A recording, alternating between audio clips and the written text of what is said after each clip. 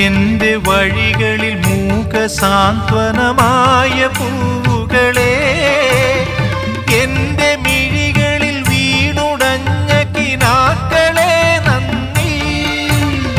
മധുരമാം പാധേയമായി തേൻ കനികൾ തന്ന തരുക്കളെ, തളരുമീയുടൽ താങ്ങി നിർത്തിയ പരമമാം കാരുണ്യമേ